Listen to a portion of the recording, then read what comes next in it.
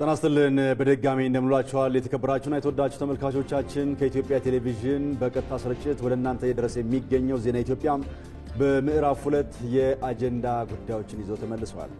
ከዚህ ሰዓት አንስቶ ደግሞ በቀጥታ መስመር ሪፖርተሮቻችንና እንግዶችን እየጋበዝን ተጨማሪ መረጃ እየሰጠናችሁ ቆይታ እናደርጋለን። ተመልካቾቻችን ጌታቸው ይግዛውና ማህሌት ታደለ ከዚህ ከዋናው ስቱዲዮ ዜናዎቹን እንመራለን። አብራችሁን ሆኑ። የሰዓቱን አበይት ጉዳዮች እናስቀድም።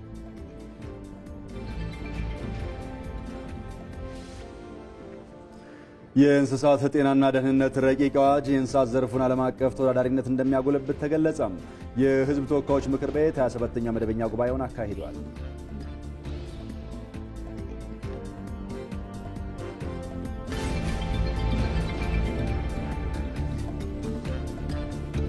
የቀድሞ ታጣቂዎችን የታድሶ ስልጠና የመስጠትና ወደ ማህበረሰቡ መልሶ የመቀላቀል ስራ ተጠናክሮ መቀጠሉን የብሔራዊ ታድሶ ኮሚሽን አስታወቀ።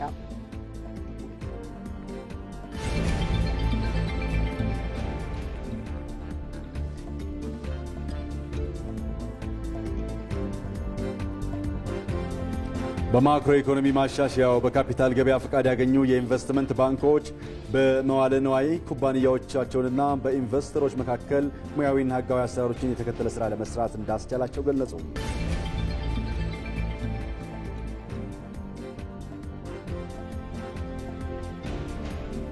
ከውጭ የሩሲያው ፕሬዝዳንት ቭላዲሚር ፑቲን በዩክሬን ለ3 ቀናት የሚዘልቅ የተኩስ አቁም ይፋ አደረጉ።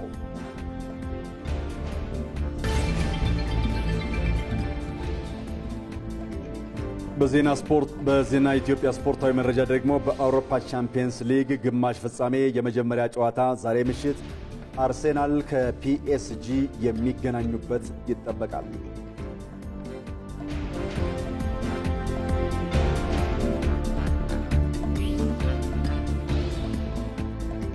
ተመልካቾቻችን በዜና ኢትዮጵያ በቀጥታ መስመር ተጨማሪ መረጃ እየሰጡ ከኛ ጋር የሚቆዩ ሪፖርተሮቻችን እየጠበቁን ይገኛሉ። ሞላ አለማየሁ ከዚሁ ከአዲስ አበባ የእንስሳት ጤናና ደህንነት ረቂቅ አዋጅ የእንስሳት ዘርፉ ዓለም አቀፍ ተወዳዳሪነትን እንደሚያጎለብት ተገልጿል። ይህ የተነገረው ደግሞ የሕዝብ ተወካዮች ምክር ቤት 27ኛ መደበኛ ጉባኤውን ሲያካሂድ ነው። ጉባኤውን የተከታተለው ሞላ አለማየሁ በቀጥታ መስመር ነው የሚገኘው። ቆየት ብሎ ሙሉ መረጃውን የሚያደርሰን ይሆናል። እንዲሁም ሪፖርተራችን ይመር አደም ኮምቦልቻ ነው የሚገኘው። በኮምቦልቻ እየተካሄደ ያለ ውይይት አለ። ውይይቱ በኮምቦልቻ ኢንቨስትመንት አመቺነትና የሚያጋጥሙ ችግሮች ላይ ያተኩራል። ውይይቱን ተከታትሎታል። ቆየት ብሎ እሱም ሙሉ መረጃውን የሚሰጠን ነው የሚሆነው። እንዲሁም በተጨማሪ ደግሞ ሪፖርተራችን አስማረ ብርሃኑ ከአድዋ በቀጥታ መስመር ላይ ይገኛል። ቀድሞ ታጣቂዎችን መልሶ ማቋቋምና ወደ ማህበረሰቡ የመቀላቀል ስራ መቀጠሉን የብሔራዊ ታድሶ ኮሚሽን ገልጿል። ዛሬም በአድዋ እየተካሄደ ያለው ስነ ስርዓት አስማረ ብርሃኑ እየተከታተለው ነው። አስማረንም እንዲሁ ቆየት ብለን እናገኘዋለን። ሪፖርተራችን በቀለ ተመስገንም እንዲሁ ከዚሁ ከአዲስ አበባ የንግድና ቀጠናዊ ትስስር ሚኒስቴርና የተጠሪ ተቋማቱ የስራ አፈጻጸም ግምገማ እየተካሄደ ነው። እሱን ሲከታተል ቆይቷል። ሪፖርተሮቻችንን ሁሉንም ቆየት ብለን የምናገኛቸው ነው የሚሆነው። እንዲሁም ደግሞ ተመልካቾቻችን በቀጥታ መስመር ላይ እንግዶች ይኖሩናል። እንግዶቻችን በአጀንዳነት በመናነሳው የካፒታል ገበያን በተመለከተ ጉዳይ ላይ ተጨማሪ መረጃ የሚሰጡን ነው የሚሆነው። የምጣኔ ሀብት ባለሙያው አሚን ኑሩ ከኳታር ዶሃ በቀጥታ መስመር ላይ ናቸው። እሳቸው የአጀንዳ ጉዳያችን ላይ ተጨማሪ መረጃ የሚሰጡን እንግዳችን ናቸው። እንዲሁም ሌላኛው እንግዳችን ደግሞ የፋይናንስና የኢንቨስትመንት አማካሪና የፕራግማ አማካሪ ድርጅት መስራችና ዋና ስራ አስፈጻሚ የሆኑት መርዕድ ብስራት ናቸው። ሁለቱም እንግዶቻችን በቀጥታ መስመር ተገኝተዋል። አስቀድመን እናመሰግናቸዋለን። አብራችሁን ሆኑ ተመልካቾች።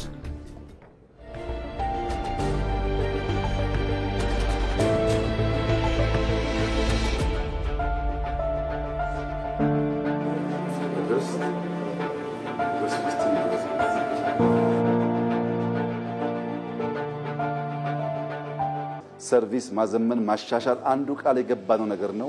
ቃል የከበደ ነገር ነው። በቅርቡ የካሳንቺስ ኮሪደር አስመርቀናል። መሶብ ከዚያ በብዙ እጥፍ የሚታይ ፋይዳ ያለው ስራ ነው። በብዙ ደስታ በብዙ ሐሴት መሶብ መጀመሩን ለመላው ኢትዮጵያ ሕዝብ ስገልጥ በታላቅ ደስታና ኩራት ነው።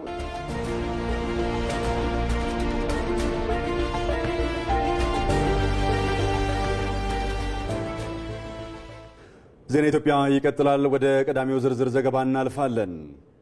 ትናንት ማምሻውን ኑ ጎንደርን እንሞሽር በሚል መሪ ቃል በተከናወነው የገቢ ማሰባሰቢያ መርሃ ግብር ከ2.2 ቢሊዮን ብር በላይ ቃል መገባቱ ተነግሯል። ፕሬዝዳንት ታዬ አጽቀሥላሴ ለጎንደር ከተማ ሁለተኛ ዙር የኮሪደር ልማት የሚውል የገቢ ማሰባሰቢያ በተካሄደበት መድረክ ላይ ለሀገር እድገት አስተዋጽኦ ያበረከቱ ያሉ ተቋማትና ግለሰቦችን አመስግነዋል። ዮሐንስ ፋንታውን ዝርዝር አለው። በኢትዮጵያ ከሚገኙ ጥንታውያን ከተሞች መካከል ለሆነችው ጎንደር ልማት የሚውል የገቢ ማሰባሰቢያ መርሃ ግብር በአዲስ አበባ ተከናወነ። ከቅርብ ጊዜያት ወዲህ በመንግስት ለከተሞች እድገት ትኩረት ሲሰጥ የመልማት ዕድል የገጠማት ሲሆን ካለፈው አንድ ዓመት ጀምሮ ለከተማዋ መነቃቃት የፈጠረ ስራ መሰራት ተጀምሯል። በመጀመሪያው ዙር የኮሪደር ልማት የቱሪስት መዳረሻ የሆኑ አብያተ መንግስታትን ጨምሮ የከተማዋን ዋና ዋና መስመሮች የማደስና የማስዋብ ስራ ተሰርቷል። ይህ ስራ የፈጠረው መነቃቃት በጎንደር ሁለተኛ ዙር የኮሪደር ልማት እንዲሰራ መሰረት ሆኗል። ለዚህም የባለሀብቱና የህዝብ ተሳትፎ አስፈላጊ በመሆኑ ኑ ጎንደርን እንሞሽር በሚል መሪ ሐሳብ የገቢ ማሰባሰቢያ ተከናውኗል።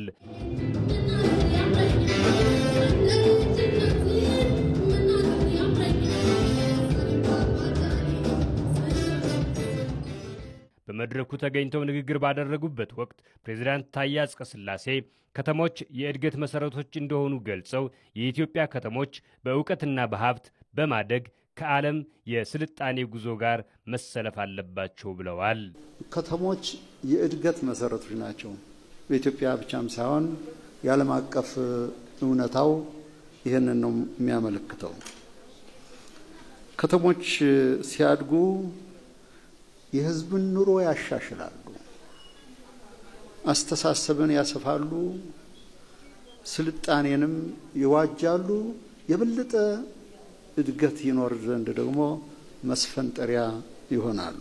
ፕሬዝዳንት ታዬ አክለውም ሐሳብን በተግባር ማረጋገጥ እድገትን መዋጀት የሚያስችል ነው በማለት ለጎንደርና ለአጠቃላይ የኢትዮጵያ የልማት ስራዎች የተሳተፉ አካላትን አመስግነዋል። ባለው እየጨመሩ እየገነቡ እያሻሻሉ የሚሄዱ ሁሉ ተግባራቸው ሕያው ነው። ተግባራቸው የሚታይ የሚደሰስ በመሆኑ አገርን ያሳድጋል፣ ትውልድንም ያኮራል። ስለዚህ የዚህ አካል ሁሉ የሆናችሁ ባንዱም ወይም በሌላው መልኩ ኖት ኦንሊ በዛሬ የጎንደር ብቻም ሳይሆን በሌሎች የልማት ስራዎች እጅግ ልትመሰገኑና ልትኮሩ ይገባችኋል እላለሁ። ላለፈው አንድ ዓመት የተሰራው ስራ የጎንደርን ድምቀት ገልጦ ያሳየ ነው ያሉት የክልሉ ርዕሰ መስተዳድር አረጋ ከበደ በበኩላቸው በተሰራው ስራ ህዝቡ ያሳየው ግብረ መልስ ለመንግስትና ለባለ ሀብቱ ተጨማሪ ተነሳሽነትን የፈጠረ መሆኑን ተናግረዋል። ባለፉት ጥቂት ዓመታት በተለይም ከባለፈው ዓመት የበጀት ዓመት ጀምሮ ጎንደርን በውስጧ ያመቀችውን የመበልጸግ ጸጋ አቧራውን አራግፈን የነበረ ድምቀቷ እንዲታዩ የሚያደርግ ብኩረ ተግባር ወይም የመጀመሪያ ተግባር ተጀምሯል። በዚህ ጅምር ተግባር የከተማዋ ነዋሪዎች የተስፋና የደስታ መጠን ከተደረገው በላይና ከሆነው በላይ ሆኖ ተመልክተናል። ይህ ደግሞ ለልማት ኃይሎች በተለይም ደግሞ ለመንግስት፣ ለባለሀብቱና ለምልአተ ህዝቡ የበለጠ ስራ መስራት እንዳለብን የህዝቡ ስሜትና ደራ በትልቁ ገፍቶናል። የጎንደር ከተማ ተቀዳሚ ምክትል ከንቲባ ቻላቸው ዳኘው በመርሃ ግብሩ ለከተማዋ የተደረገው ድጋፍ የኢትዮጵያውያንን አንድነት ያሳየ ነው ሲሉ ገልጸዋል። ጎንደር ታሪኳ ይታወቃል። በርካታ ወርቃማ ዘመናትን አሳልፋለች። ያ ታሪክ የመላ ኢትዮጵያውያን ታሪክ፣ የመላ ኢትዮጵያውያን አሻራ ያረፈበት ታሪክ ነው። ዛሬም ታሪክ ራሱን የደገመው መላ ኢትዮጵያውያን ለጎንደር ኮሪደር ልማት በጋራ የቆሙበት ከምስራቅ ከደቡብ ከሰሜን ከምዕራብ አንድ ላይ የቆምንበት ማሳያ መተሳሰሪያ ሆኖ ነው ጎንደር ዛሬም የትላንትና ታሪኳ ነው የተደገመው። በምሽቱ መርሃ ግብር ለሁለተኛው ዙር የጎንደር ኮሪደር ልማት የሚውል ከተለያዩ ባለሀብቶችና ተቋማት ከ2.2 ቢሊዮን ብር በላይ ቃል መገባቱ ተዘግቧል። ዜና ኢትዮጵያን እየተከታተላችሁ ትገኛላችሁ ተመልካቾቻችን። አሁን ደግሞ በቀጥታ መስመር ሪፖርተሮች ተጨማሪ መረጃ ወደሚሰጡባቸው ጉዳዮች ነው የምንሻገረው። የእንስሳት ጤናና ደህንነት ረቂቅ አዋጅ የእንስሳት ዘርፉን ዓለም አቀፍ ተወዳዳሪነት እንደሚያጎለብት ተገለጸ። የሕዝብ ተወካዮች ምክር ቤት 27ኛ መደበኛ ጉባኤውን አካሂዷል። ጉባኤው በግብርና ጉዳዮች ቋሚ ኮሚቴ የቀረበውን የእንስሳት ጤናና ደህንነት ረቂቅ አዋጅን መርምሮ በሙሉ ድምጽ አጽድቆታል። ይህንኑ ጉዳይ በተመለከተ ተጨማሪ መረጃ የሚሰጠን ሪፖርተራችን ሞላ አለማየሁ በቀጥታ መስመር ላይ ይገኛል። ሞላ እንደምን ቆይተሃል? ጉባኤው ላይ የተነሱ አበይት ጉዳዮች ምንድናቸው? በተለይ ደግሞ ዛሬ የጸደቀው ረቂቅ አዋጅን በተመለከተ የተነሱ የተቃርኖ ሀሳቦችም ካሉ እነሱንም ጭምር አካተህ አጋራል።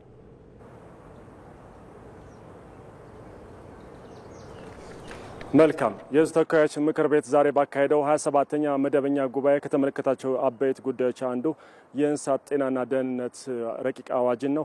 የእንስሳት ጤናና ረቂቅ አዋጅ በግብርና ጉዳዮች ቋሚ ኮሚቴ በተለይም በሕዝብ ተወካዮች ምክር ቤት መስከረም ላይ የመጀመሪያው ንባብ ከተነበበ በኋላ ለቋሚ ኮሚቴው ለግብርና ጉዳዮች ቋሚ ኮሚቴ ተመርቶ ነበር። ግብርና ጉዳዮች ቋሚ ኮሚቴ የሚመለከታቸው የዘርፉ ባለድርሻዎችን በማወያየት ያስረጅ መድረክ በማካሄድ ለዛሬው ዕለት ደርሷል። በዛሬው በ27ኛው መደበኛ ጉባኤም የረቂቅ አዋጁ አስፈላጊነትና ምን አስተዋጽኦ አለው የሚለውን የግብርና ጉዳዮች ቋሚ ኮሚቴ ሰብሳቢ አቶ ሰለሞን ላሌ በዝርዝር አቅርበዋል። በዋናነት እንግዲህ አዋጁን ማሻሻል ያስፈለገበት ከጊዜ ወደ ጊዜ የተንሰራፋና እየጨመረ የመጣውን ከሰው ወደ እንስሳት ከእንስሳት ወደ ሰው ተላላፊ የሆኑ በሽታዎችን ለመከላከልና ለመቆጣጠር አስፈላጊ በመሆኑና ከኢትዮጵያ ወደ ውጪ ከውጭም ደግሞ ወደ ኢትዮጵያ የሚገቡ እንስሳትና የእንስሳትን ጤና ለመቆጣጠር ብሎም ለመጠበቅ አስፈላጊ ስርዓትን መዘርጋት አስፈላጊ በመሆኑ አዋጁ ማሻሻል እንዳስፈለገ አቶ ሰለሞን ተናግረዋል። በዛሬው ዕለት እንግዲህ አዋጁ በዋናነት ከመሻሻሉ ጋር ተያይዞ ምን አስተዋጽኦ አለው የሚለውንም ሲዘረዝሩ ዓለም አቀፍና አህጉራዊ ነባራዊ ሁኔታዎችን ያማከለ መሆኑና ይህም ደግሞ እንደ ሀገር ከፍተኛ የእንስሳት ሀብት ቢኖረንም ተጠቃሚ ሳንሆን መቆየታችን ይታወቃል። እሱን ተወዳዳሪ ለመሆን በዓለም አቀፍ ደረጃም ሆነ በአካባቢያዊና አህጉራዊ ተወዳዳሪ ከሆነ ደግሞ ከዘርፉ የሚገኘውን ኢኮኖሚያዊ ጠቀሜታ ከፍ ለማድረግ አስተዋጽኦ እንዳለው ተመላክቷል። እንግዲህ እንደሚታወቀው ኢትዮጵያ ከፍተኛ የሆነ የእንስሳት ሀብት ይኖራት እንጂ ከእንስሳት ሀብት የምታገኘው እና ከእንስሳት ተዋጽኦ የምታገኘው የውጭ ምንዛሪ አነስተኛ ነው። ይህ ደግሞ ዓለም አቀፍ ተወዳዳሪ ካለመሆናችን ጋር የተገናኘ ነው። የዓለም የእንስሳት ጤና ድርጅትን አሰራርና መርህ የተከተለ እንዲሆን አዋጁን ማሻል ማስፈለጉና ይህ ደግሞ እንደ ሀገር ከፍተኛ የሆነ አስተዋጽኦ ይኖረዋል። በተወዳዳሪ እንድንሆን ያግዘናል። ተወዳዳሪ ከሆነ ደግሞ ከዘርፍ የሚገኘውን የውጭ ምንዛሬ ከማሳደግና አበርክቶን ከማሳደግ አኳያ ከፍተኛ ሚና እንዳለው ነው አዋጁ በዝርዝር ዛሬ የቀረበው። የሕዝብ ተወካዮች ምክር ቤት በዛሬው ጉባኤም እንግዲህ አዋጁን በዝርዝር የተደረጉ ማሻሻያዎችን ከተመለከተ በኋላ በሙሉ ድምጽ አጽድቆታል። በዛሬው በ27ኛ መደበኛ ጉባኤ ከእንስሳት ጤናና ደህንነት ረቂቅ አዋጅን ከማጽደቅ ባሻገር በተጨማሪነት ጉባኤው የተመለከተው የተጓደሉ የቋሚ ኮሚቴ አመራሮችን ለመሰየም የወጣ የውሳኔ ሀሳብ ነው። በዚህ መሰረትም የከተማና መሰረተ ልማት ጉዳዮች ቋሚ ኮሚቴ ሰብሳቢ እንዲሆኑ ፕሮፌሰር አብዱራህማን አብዶ እንዲሁም የመንግስት የልማት ድርጅቶች ጉዳዮች ቋሚ ኮሚቴ ሰብሳቢ እንዲሆኑ ደግሞ መለሰ መና እንዲሆኑ የቀረበለትን የቋሚ ኮሚቴዎች የተጓደሉ አመራሮችን ለመሰየም የቀረበውን የውሳኔ ሀሳብ ከተመለከተ በኋላ በአንድ ድምጽ ታቅቦ በአብላጫ ድምጽ አጽድቋል። በዛሬው ዕለት የነበሩ ጉዳዮች እነዚህ ናቸው። ለአሁኑ ያለ መረጃ ይህን ይመስላል። እናመሰግናለን ሞላ ለመረጃ። መልካም ቀን ይሆንልህ። የሪፖርተሮቻችን የቀጥታ መረጃዎች አሁንም ይቀጥላሉ። የቀድሞ ታጣቂዎችን የታድሶ ስልጠና የመስጠትና ወደ ማህበረሰቡ መልሶ የመቀላቀል ስራ ተጠናክሮ መቀጠሉን የብሔራዊ ታድሶ ኮሚሽን አስታወቀ። ኮሚሽኑ በትግራይ ክልል ሶስተኛውንና በአድዋ አካባቢ የሚገኘውን የአዲበራህ የተሃድሶ ማሰልጠኛ ማዕከልን በዛሬው ዕለት ስራ አስጀምረዋል። በዚህ ጉዳይ ላይ ተጨማሪ መረጃዎችን ሊያደርሰን ደግሞ ሪፖርተራችን አስማረ ብርሃኑ ከስፍራው በቀጥታ መስመራችን ላይ ነው የሚገኘው። አስማረ እንደምንልሃል። የቀድሞ ታጣቂዎች የታድሶ ስልጠና የመስጠቱ ተግባር ምን ይመስላል? አሁን ስራ የጀመረው የአዲበራህ ማሰልጠኛ ማዕከልስ ምን ያህል ሰልጣኞችን ተረከበ? አመሰግናለሁ ጌታቸውና ማህሌት። እንግዲህ የብሔራዊ ታድሶ ኮሚሽን ከተቋቋመ ጊዜ አንስቶ በተለይ በአራቱ ክልሎች ማለትም በትግራይ፣ በአፋር፣ በአማራና በኦሮሚያ ክልል የቀድሞ ታጣቂዎችን ዲሞቢላይዝ የማድረግ የተሃድሶ ስልጠና የመስጠትና ወደ ህብረተሰቡ እንዲቀላቀሉ የማድረግ ስራን አጠናክሮ ሲሰራ መቆየቱ ይታወቃል። ነገር ግን በአለፉት ጥቂት ጊዜያት የአንዳንድ የቅንጅት ችግሮች በመኖራቸው ይህ ስራ ትንሽ ተቀዛቅዞ የቆየ ቢሆንም ከሚያዝያ 2 ወዲህ ግን ከተጠሪ ተቋማት ጋር ሰፊ ውይይት በማድረግና ችግሮችን በመቅረፍ ወደ ቀደመ የተጠናከረ ስራው መግባቱን የብሔራዊ ተሃድሶ ኮሚሽን አስታውቋል። በተለይ በዚህ በትግራይ ክልል ደግሞ በርካታ ቁጥር ያላቸው የቀድሞ ታጣቂዎች መኖራቸውን ባገናዘበ መልኩ የተጠናከረ ዲሞቢላይዝ የማድረግ የተሃድሶ ስልጠና የመስጠትና ወደ ህብረተሰቡ የማስገባት ስራ በስፋት እየተሰራ መሆኑ ነው የተገለጸው። ከዚህ በፊት እንግዲህ በትግራይ ክልል 2 የተሃድሶ ማሰልጠኛ ማዕከላት ነበር የነበሩት።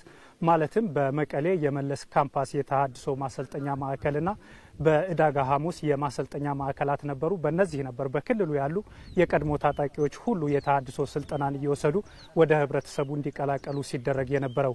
ሆኖም ግን ካለው የቀድሞ ታጣቂዎች ከፍተኛ ቁጥር አንጻር የቀድሞ ታጣቂዎችን የተሃድሶ ስልጠና ለመስጠት በቂ አይደለም የሚል ግብረ መልስ መኖሩንና ግምገማ መካሄዱን ተከትሎ ዛሬ 3ኛ የተሃድሶ ማሰልጠኛ ማዕከል በዚህ በአዲ በራህ አድዋ አካባቢ ላይ የሚገኝ ማለት ነው የአዲ በራህ የተሃድሶ ማሰልጠኛ ማዕከል ተከፍቶ ስልጠና መስጠት ጀምሯል ማለት ነው። በዚህ በመጀመሪያው ዙር የስልጠና ሂደት እንግዲህ 400 የሚሆኑ የቀድሞ ታጣቂዎች ማዕከሉን ተቀላቅለው ስልጠና መውሰድ ጀምረዋል።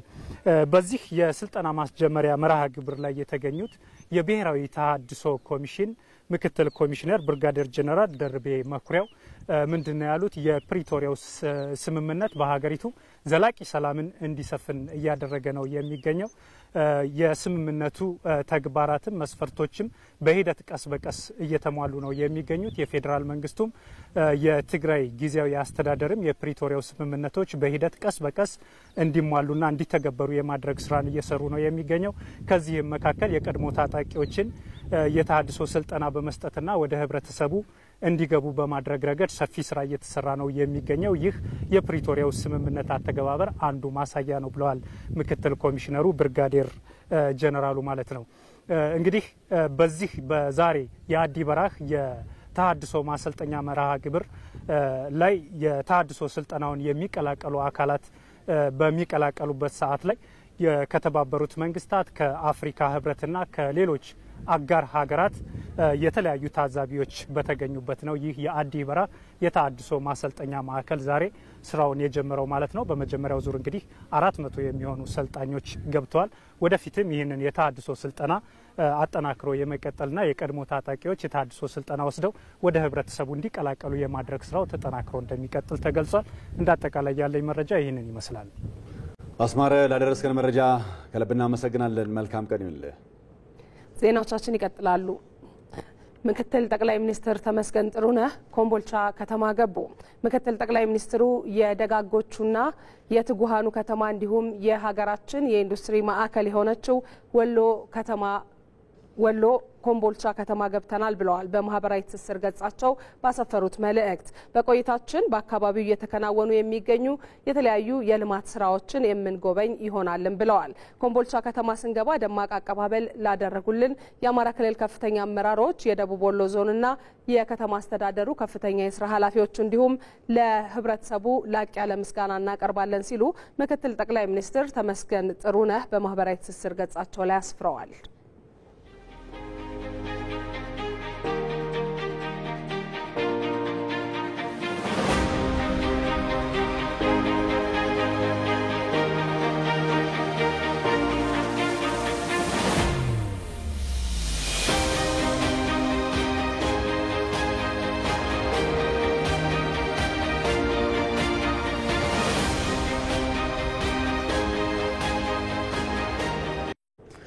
በሌላ ዜና ደግሞ ከድህነት ለመውጣት የተበታተነ አቅምን በጋራ አቀናጅቶ ኢንቨስትመንትን ማሳደግ እንደሚገባም የኮምቦልቻ ከተማ አስተዳደር ገልጿል። በኮምቦልቻ ከተማ የኢንቨስትመንት አመችነትና የሚያጋጥሙ ችግሮችን በጋራ መፍታት ላይ ያተኮረ ውይይትም እየተካሄደ ነው። ኢንቨስትመንትን ከማሳደግ ውጪ ሌላ አማራጭ የለም ያሉት የኮምቦልቻ ከተማ ከንቲባ መሐመድ አሚን ዩሱፍ አምራች ዘርፎች ላይ መስራት እንደሚገባም ጠቁመዋል። ይህንን ጉዳይ በተመለከተ ተጨማሪ መረጃዎችን የሚያጋራን ሪፖርተራችን ይመር አደም ከስፍራው በቀጥታ መስመራችን ላይ ነው የሚገኘው። ይመር እንደምንልሃል። በኮምቦልቻ ከተማ ኢንቨስትመንትን ለማሳደግ መልካም አጋጣሚዎች ተብሎ የተለዩትና የተነሱት ምንድን ናቸው? ከኢንቨስትመንት ጋር በተገናኘስ ምን አዲስ ነገር አለ? አመሰግናለሁ ጌታቸው። እንግዲህ ወትሮም ቢሆን የኮምቦልቻ ከተማ በኢንዱስትሪ ማዕከልነቷ የምትታወቅ ከተማ ናት። ከቅርብ ጊዜ ወደ ደግሞ መንግስት በሰጠው አቅጣጫ ወይም ደግሞ በሰጠው ትኩረት በሀገር አቀፍ ደረጃ የኢኮኖሚ ዞን ተብለው ከተለዩ ከተሞች አንዷ ናት ይቺው የኮምቦልቻ ከተማ በአማራ ክልል የምትገኘው ማለት ነው። እንግዲህ ይህ የኢኮኖሚ ዞን ሁለንተናዊ ነው። የከስራ ዕድል ፈጠራም ከሌላም ጋር የሚያዝ አጠቃላይ ሁለንተናዊ የኢኮኖሚ ዞን ማዕከልነትን ለማሳካት የሚያስችል ደግሞ የኮምቦልቻ ከተማ ደረቅ ወደብን እንዲሁም ደግሞ ከጅቡቲ የኢትዮጵያ ወጪ ገቢ ንግድ 90% በላይ የሚሆነው የሚሳለጥበት መስመር ነው። ከጅቡቲ ወደብን በቅርብ ርቀት የምትገኝ ከተማ ናት። ከዛም ባሻገር ደግሞ የኢትዮጵያ አየር መንገድም እንዲሁ ኤርፖርት ያለባት ከተማ ናት። እንዲሁም አሁን ምንም እንኳን ተጠናቆ ለአገልግሎት መስጠት ላይ ገና ቢሆንም ገና ወደፊት ተስፋ የተጣለበትና አሁን ላይ ፕሮጀክቱ ተቋረጠ ቢሆንም የአዋሽ ኮምቦልቻ ሀራ ገበያ ትልቅ ወይም ደግሞ ግዙፉ የባቡር መስመርም እንዲሁ በዚሁ በኮምቦልቻ ከተማ መዳረሻውን አድርጎና በዚሁ የሚያልፍ ያላት ከተማ ናት። እንደ ኮምቦልቻ ከተማ ደግሞ አለፈ ስንልም ሰላሟን ጠብቃ በአብሮነትና በጋራነት በመኖርም የሚታወቅ የወሎ አካባቢ የኮምቦልቻና አካባቢው ህዝብም ኗሪ የሚገኝባት ከተማ ናት። ከዚህ አንፃር መልካም አጋጣሚዎች ናቸው ኢንቨስትመንትን ለማሳደግ። በሌላ በኩል ደግሞ በባለሀብቶች በኩል የሚነሱ በከተማዋ ኢንቨስትመንትን ለማስፋት አልፎ አልፎ የሚነሱ የአሰራር ወይም ደግሞ የቢሮክራሲ ችግሮች እነሱ እንዲፈቱ እንዲቃለሉ በውይይታቸው ሲያነሱ ነበር። ወደ ጧት አካባቢ ላይ በተካሄዱ ውይይቶች የከተማ አመራሮችን በተገኙበት እንዲሁም ደግሞ የክልል የንግድና ኢንቨስትመንት እንዲሁም ደግሞ የኢንዱስትሪ ምክትል ቢሮ ኃላፊዎችና ኃላፊዎች በተገኙበት ነው ይህ ሲመክር የነበረው መድረኩ። በዚህም እርግጥ ነው የስራ ዕድልን ለመፍጠር ሰላምን አጽንቶ ኢንቨስትመንት ላይ መስራት አማራጭ የሌለው መፍትሄ ነው። ስለዚህ ኢንቨስትመንት ሲመጣ ደግሞ ሰላምን ነው ይዞ የሚመጣው። ሰላምን ይፈልጋል። ከዚያም ባሻገር ደግሞ በጋራ መስራትን በጋራ አብሮ ማደግን ከራስ አልፎ ለሌሎች የሚያስብ ኢንቨስትመንት ደግሞ ባለሀብት ያስፈልገናል። ስለዚህ ኮምቦልቻ ከተማ ይህንን ለማስተናገድና ባለሀብቶችን ለመሳብ ዝግጁ ሆናለች የሚል የተነሳው በመድረኩ። ከዛ ባሻገር እንግዲህ አሁን የፌዴራልና የክልል ከፍተኛ የስራ ኃላፊዎች በተገኙበት በይፋ የሚጀመረው ሀገር አቀፍ በኮምቦልቻ ከተማ የሚካሄደው ሀገር አቀፍ የኢንዱስትሪና የፋይናንስ ኤክስፖም በይፋ ይከፈታል። በዚህ ኤክስፖ ላይ ከ100 በላይ የሚሆኑ ሀገር አቀፍ ኢንዱስትሪዎች ምርትና አገልግሎታቸውን ያስተዋውቃሉ። 50 የሚሆኑ የፋይናንስ ተቋማት በዚሁ ይሳተፋሉ። በዚሁ እንግዲህ እስከ ሚያዝያ 29 ድረስ በሚቆየው የሀገር አቀፍ የኢንዱስትሪና የፋይናንስ ኤክስፖም በየቀኑ አዳዲስ የፋብሪካዎች እንደሞ ወደ ምርት ማምረት የተሸጋገሩ ፋብሪካዎች ይመረቃሉ። እንዲሁም ደግሞ ሌሎች የተለያዩ ይህ ኤክስፖ መካሄዱ ደግሞ ለኮምቦልቻ ከተማ ወትሮም ቢሆን በኢንዱስትሪ ማዕከልነቷ ለምትታወቀው አሁንም ሀገር አቀፍ የኢንዱስትሪና የፋይናንስ ኤክስፖ ማዘጋጀቷ ይበልጥ ኢንቨስትመንቱን የሚያሰፋው የሚያሳድገው ሆኖ ተስፋ የተጣለበትና ይህም ደግሞ እንደሚጠበቅ ነው የተገለጸው። ጌታቸውና ማህሌት ይመራደም ከኮምቦልቻ በቀጥታ መስመራችን ላይ ገብተህ ላደረስከን መረጃ ከልብ እናመሰግናለን። መልካም ቀን ይሁንልህ። ባለፉት 9 ወራት ብቻ በውጪ ንግድ ዘርፍ 5.3 ቢሊዮን ዶላር መመዝገቡን የንግድና ቀጠናዊ ትስስር ሚኒስቴር አስታወቀ። ሚኒስቴሩ ከተጠሪ ተቋማትና ክልሎች እንዲሁም ከባለድርሻ አካላት ጋር ሀገራዊ የንግድና ቀጠናዊ ትስስር ዘርፍ እቅድ አፈጻጸምን እየገመገመ ይገኛል። ይህንኑ ጉዳይ በተመለከተ ተጨማሪ መረጃ የሚሰጠን ሪፖርተራችን በቀለ ተመስገን በቀጥታ መስመር ላይ ነው የሚገኘው።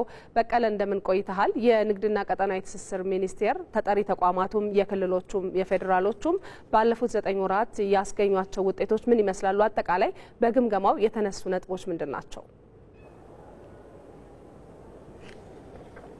አመሰግናለሁ። እንግዲህ ቀደም ብዬ ለመጥቀስ እንደሞከርኩት በንግድና ቀጠናዊ ትስስር ሚኒስቴር ባለፉት 9 ወራት ያከናወናቸውን በተለይም በውጭ ንግድ ዙሪያና በተለያዩ የግብርና ምርቶች ላይ የተከናወኑ የግብይትና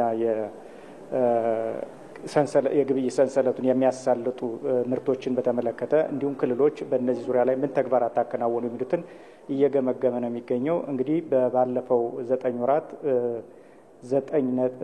ባለፉት 9 ወራት ከተከናወኑት ተግባራት መካከል የውጭ ንግድ ትልቁን ድርሻ እንደሚይዝና በዚህም 5.3 ቢሊዮን ዶላር ገቢ እንደተገኘ ነው የተጠቀሰው።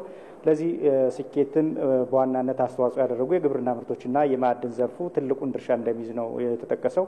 እንግዲህ የንግድና ቀጠናዊ ትስስር ሚኒስትሩ ዶክተር ካሳሁን ጎንፌ ለዚህ ስኬት መሳካት ባለፉት ወራት የተከናወኑት ስኬቶች ባለፈው አንደኛና ሁለተኛ ዙር የተሻሻለው የማክሮ ኢኮኖሚ አስተዋጽኦ እንዳደረገና እኛም የማክሮ ኢኮኖሚ ማሻሻያውን ተግባራዊ በማድረጋችን የበኩላችን ድርሻ ተወጥተናል የሚል ሀሳብ ነው ያነሱት።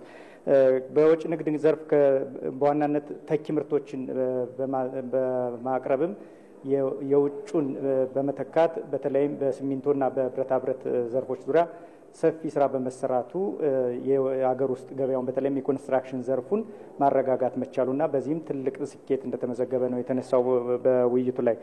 ከዛ በመቀጠል በንግድ እንግዲህ በትልቁ የንግድ ሰንሰለቱ በጣም ቢሮክራሲ የበዛበት ወይም ውስብስብ የሆነ ነበረ። ይህን ውስብስብ የሆነ የንግድ ስርዓት ለማቀላጠፍ የተለያዩ የቴክኖሎጂዎችን በመጠቀም በንግድ ምዝገባ፣ በቁጥጥር ስርዓቱ እንዲሁም በእድሳት ዙሪያ ላይ የሚስተዋሉ ችግሮችን ለመቅረፍ ሰፊ ስራ ሰርተናል፣ በዚህም ውጤት ታስመዝግበናል የሚል ሀሳባቸውን ያነሱት ሚኒስትሩ። ከዛ ባለፈ እንግዲህ ኢትዮጵያ ባለፉት ዓመታት የተለያዩ የዓለም ንግድ አባል ለመሆን እንቅስቃሴዎች ታረቅ ቆይታለች። አሁን ላይ አዎንታዊ ምላሽ የተገኘበትና ይህንን ጠናክሮ ለመቀጠልም በዘርፉ ጥራት ያለው ምርት ለማቅረብና ተወዳዳሪ ሆኖ ለመገኘት በዚህ ዙሪያ ላይ ትኩረት ሰጥተን እንሰራለን የሚል ሀሳባቸውን ያነሱት። በዋናነት እንደ ችግርና ቀጣይ ትኩረት አድርገን እንሰራለን ተብሎ የተነሱት ነጥቦች ምንድናቸው? የነዳጅ ግብይቱ አሁንም ቢሆን በትኩረት መስራት ያለበት ጉዳይ ነው። በተለይ የአቅርቦትና የግብይት ሰንሰለቱ ችግር ያለበት በመሆኑ አሁንም በሱ ዙሪያ ላይ ትኩረት አድርገን መስራት አለብን። እስካሁንም የተለያዩ እርምጃዎችን ወስደናል። በቀጣይ በትኩረት የምንሰራበት ነው። የመረጃ አቅርቦት ዘመናዊ በማድረግ ዙሪያም በትኩረት የምንሰራበት ሴክተር ነው። ስለዚህ ክልሎችም በቅንጅት መስራት አለባቸው። የሚመለከታቸው ባለድርሻ አካላትም በትኩረት ሊሰሩ ይገባል የሚል ሀሳባቸውን ያነሱት። ለጊዜው ያለ መረጃ ይህን ይመስላል። እናመሰግናለን በቀለ። ጥሩ ቀን ይሁንልህ። ከአፍታ በኋላ ስንመለስ ደግሞ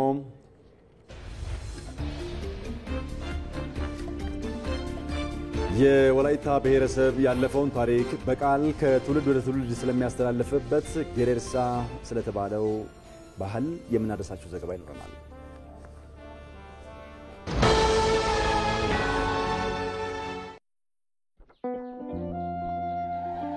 በፍቅር የተሰጠ የህይወት መንገድ በተግባር ያየነው ታላቅነት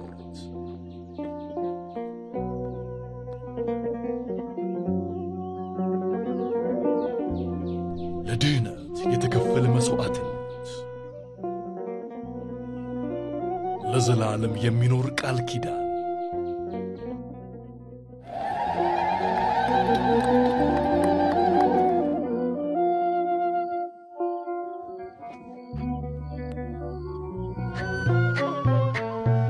እንኳን ለብርሃነ ትንሣኤው በሰላም አድረሳችሁ። በውጭ ሐዋላ ድርጅቶች የሚላክ ገንዘብ በባንካችን በኩል ሲቀበሉ እስከ ሚያዝያ 19 ድረስ ከዕለታዊ የምንዛሪ ተመን በተጨማሪ የ12 ብር ጉርሻ እንደሚኖሩት እየገለጸ እንዲሁም በኢትዮ ዳይሬክት ካሽጎና ፋስት ፔይ ገንዘብ በቀጥታ ወደ ኢትዮጵያ ንግድ ባንክ አካውንት መላክ በነፃ መሆኑን ለማስታወስ እንወዳለን። የኢትዮጵያ ንግድ ባንክ ሁሌም የሚተማመኑበት ባንክ።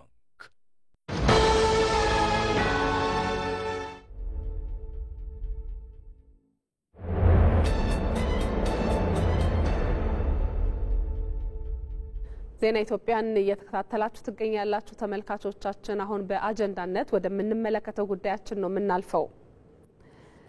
በማክሮ ኢኮኖሚ ማሻሻያው ዘመናዊና በዓለም አቀፍ ደረጃ ተወዳዳሪ ኢኮኖሚ ለመገንባት እየተከናወኑ ከሚገኙ ተግባራት የካፒታል ገበያ ይጠቀሳል። በካፒታል ገበያ ደግሞ ፈቃድ ያገኙ የኢንቨስትመንት ባንኮች በመዋለ ንዋይ ኩባንያዎችና በኢንቨስተሮች መካከል ሙያዊና ሕጋዊ አሰራሮችን የተከተለ ስራ እንደሚሰሩ ገልጸዋል።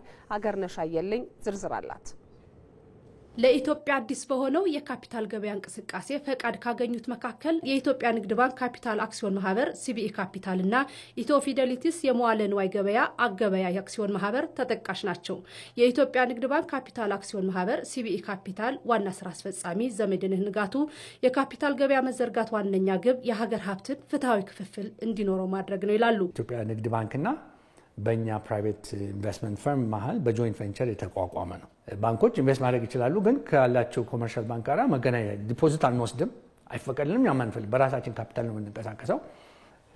ኩባንያዎች ወደ ገበያ ሼር ለመሸጥ በሚፈልጉበት ጊዜ እነሱን አዘጋጅተን ፕሮስፔክተስ የሚባል በጣም አስፈላጊ የሆነ ዶክመንት አለ ለኢንቨስተሮች ከመግዛታቸው በፊት የሚሰጥ በጣም እሱን አዘጋጅተን በመጨረሻ ላይ ሁሉን ያሟላውን ድርጅት ይዘን ለገበያ የምንቀርበው እኛ ነን። ይሄ ደግሞ ፕሮፌሽናላይዝ ለማድረግ ህዝቡ ኮንፊደንስ መተማመን እንዲኖር ተብሎ ነው ይሄ የተደረገው።